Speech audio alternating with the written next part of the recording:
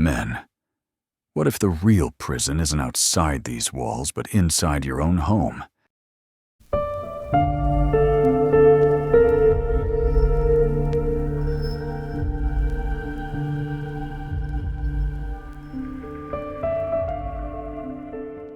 We've been told one story our entire lives. Men are the abusers. Women are the victims. End of discussion. If a man raises his hand, he's branded a monster.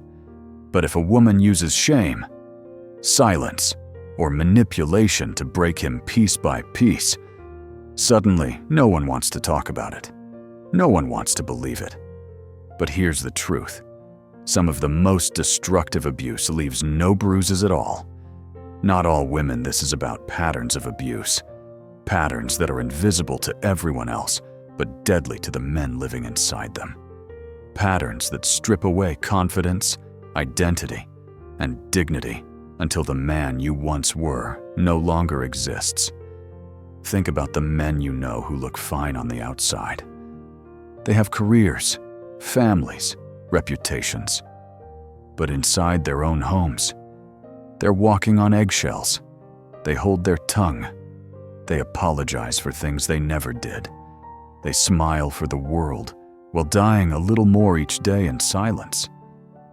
This isn't weakness. This isn't being too sensitive. This is psychological warfare, and it's happening everywhere. To strong men, to successful men, to men who never thought it could happen to them. Here's the cruelest twist. When a man gets hit, people see the bruise. But when he gets humiliated, gaslit, isolated, no one believes him. And if he ever dares to fight back, if he raises his voice, if he slams a door instantly, he becomes the abuser. She wins the sympathy. He carries the shame. That's how the game is rigged. And maybe you feel it already. That knot in your stomach when you walk through your front door. That sinking fear that nothing you do will ever be enough. That quiet voice in your head whispering that maybe, just maybe, you're losing yourself. You're not crazy. You're not weak. And you're not alone. You're being pulled into a game you were never meant to win.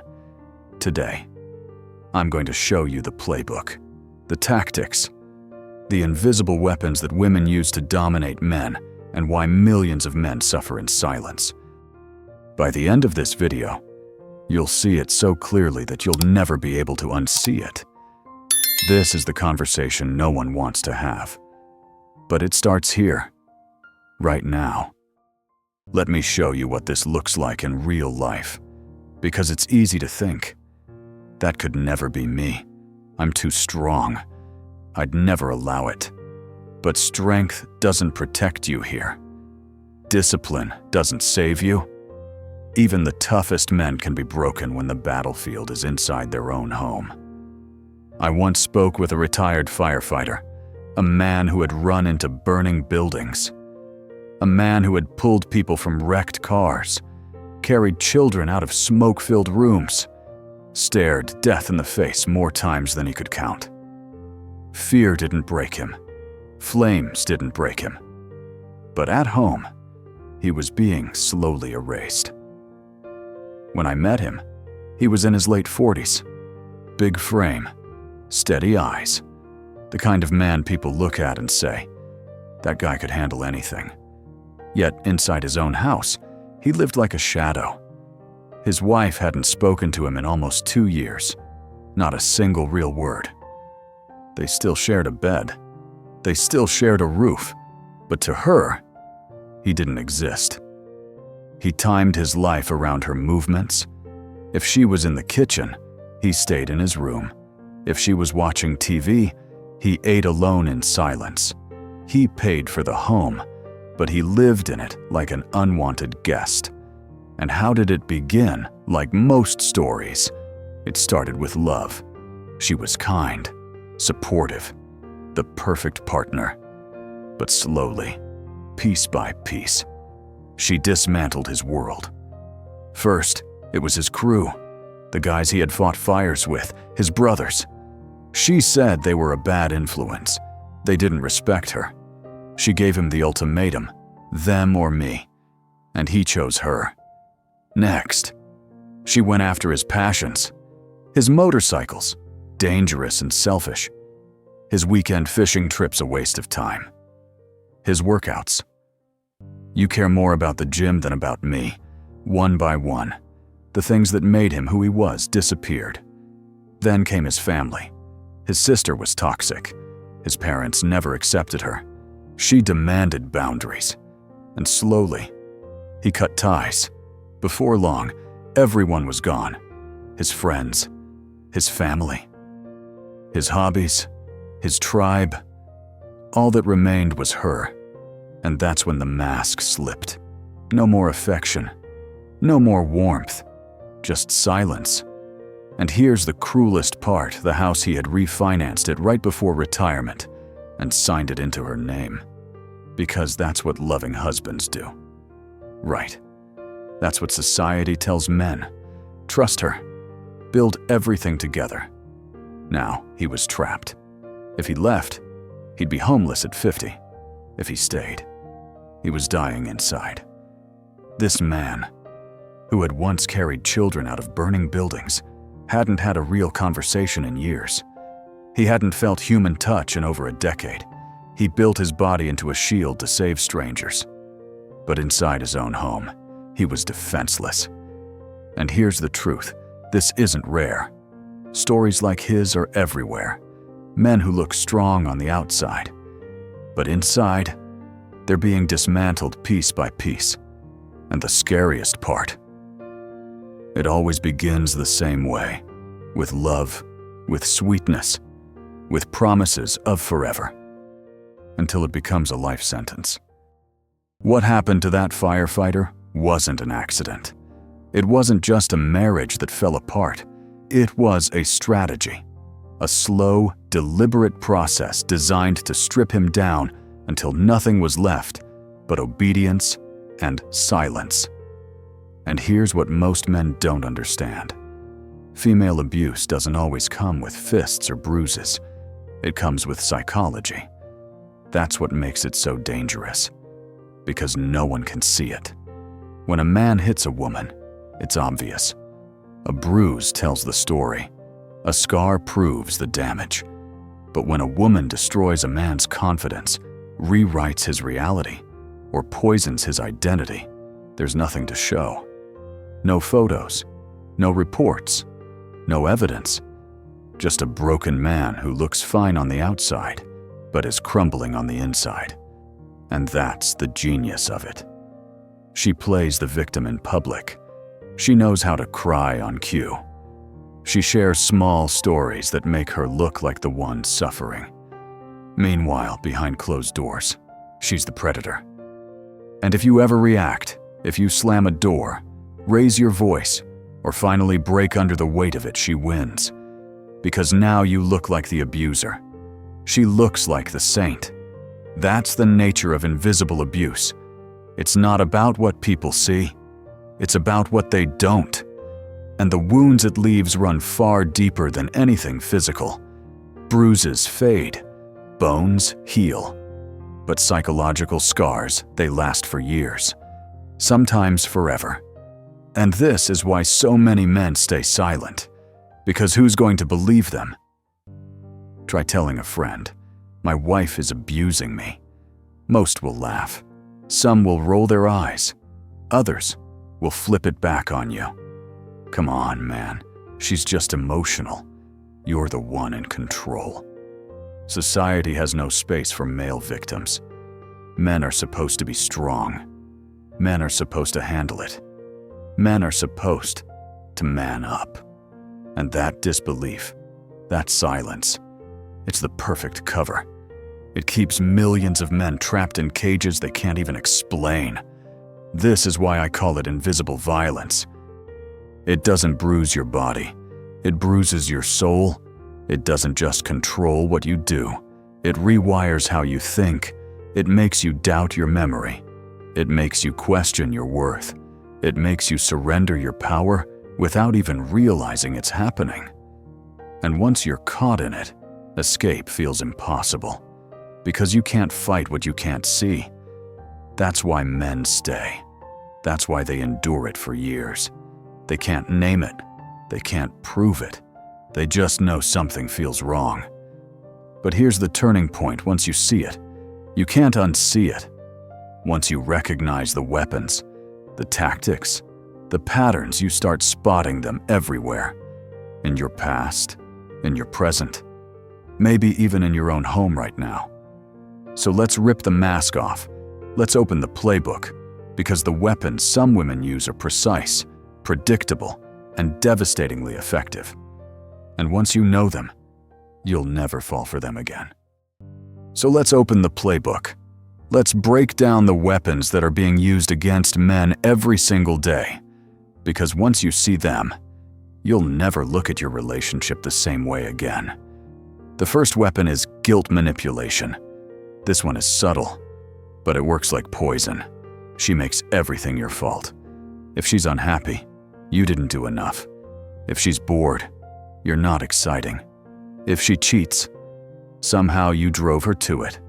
Suddenly, you're apologizing for things you never did. You're fixing problems that don't even exist.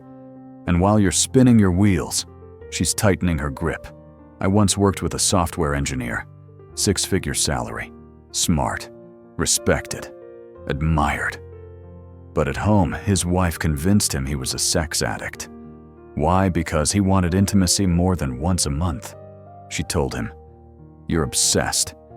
You only see me as an object. You need therapy." And he believed her. Now he sits in counseling for having a completely normal sex drive, while she controls the terms of intimacy. That's not love. That's power disguised as morality. The second weapon is isolation, and it's brilliant in its simplicity. She doesn't forbid you from seeing your friends. That would be too obvious. Instead, every time you make plans, a fight breaks out. Not about going out about something else. The trash you forgot. The comment you made weeks ago. She times it perfectly so you show up late, upset, or you cancel altogether. Eventually, your friends stop inviting you. They say things like, "He's whipped," "She's got him on a leash," and they fade away. And here's the genius she never once had to say. Don't see them. You made that choice yourself, just to avoid the conflict. Then she love bombs you. "We don't need anyone else. It's just us against the world." At first, it feels romantic. But one day you wake up, and you're completely alone. The third weapon is public humiliation disguised as jokes. This one cuts deep because it destroys your dignity in front of others. She tells funny stories about your failures. She casually points out your insecurities. "Oh, he's trying to lose weight again. Yeah, his little project didn't really work out." Everyone laughs. She smiles, and you die inside. If you push back, you're the problem. Can't you take a joke? You're too sensitive. You're ruining the mood. So you stay quiet. I once heard about a dinner party where a wife mocked her husband's salary, his hairline, even his performance in bed all night. The room laughed awkwardly while he shrank in silence. But what could he do if he got angry? He'd be abusive. If he left, he'd be dramatic. Either way, he lost. The fourth weapon is sex as currency. In healthy relationships, intimacy is natural. In toxic ones, it's a bargaining chip. You obey. Maybe you get rewarded. You stand your ground. Suddenly, she's not in the mood. You want to see your friends. She withholds affection. You cancel those plans. She's suddenly warm and loving. Without realizing it, you're trained like a dog. Obedience equals reward. Independence equals punishment. I knew an entrepreneur who hadn't been intimate with his wife in over 3 years. Not because he didn't want to, but because she kept moving the goalpost. Lose weight. Make more money. Be more spontaneous. Plan better dates. The rules kept changing because the goal wasn't intimacy. The goal was control. And she had it. And here's the scary truth. These are just the first 4 weapons, enough to break even strong men. But the arsenal doesn't stop here. The next set goes even deeper. And if those first 4 weapons weren't enough to tear a man apart, the arsenal goes even deeper. Once guilt, isolation, humiliation, and intimacy as leverage have weakened you, she pulls out the next level. These weapons cut into your ability to provide, to parent, and even to trust your own mind. The 5th weapon is financial control through social pressure. She doesn't need to touch your accounts. All she has to do is compare you to other men. Sarah's husband just bought her a new SUV. My sister's family goes to Europe every summer. I guess I'm just not worth a real ring. Every comment cuts. And suddenly, you're working longer hours. You're chasing more money. You're killing yourself to prove you're enough. But here's the trap: if you don't provide, you're a failure. If you work too much to provide, you're neglecting the family.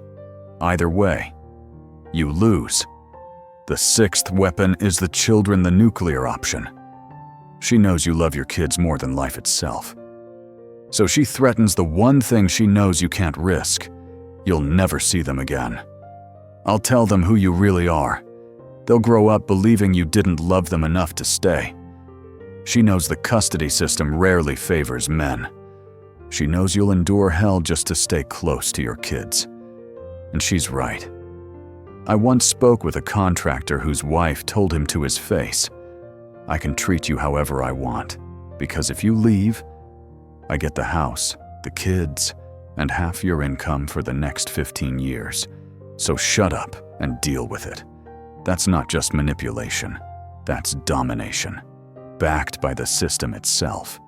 The 7th weapon is gaslighting. This is psychological warfare at its finest. She erases reality. "I never said that. You're imagining things. You're too sensitive." Over time, you stop trusting yourself. That cruel thing she said last week, according to her, it never happened. That promise she broke, you misunderstood. That boundary you set, you're controlling. She flips every story until you're the villain, and eventually, you believe it. The 8th weapon is emotional terrorism. She cries hysterically when you set a boundary. She threatens suicide if you leave. She has panic attacks every time you assert independence. Suddenly, your whole life revolves around keeping her stable. Your needs vanish. Your career stalls. I knew a doctor whose wife had panic attacks every time he tried to attend a professional conference. Real attacks, shaking, sobbing, gasping. But notice the pattern: they only happened when he tried to step away. He hasn't been to a conference in 5 years. His career is frozen. Her control is total. The 9th weapon is the victim flip. This one is masterful. She provokes you for days, weeks, months. She needles. She mocks. She presses every button until you finally snap. You yell. You slam a door. Maybe you punch a wall. And in that moment, she wins.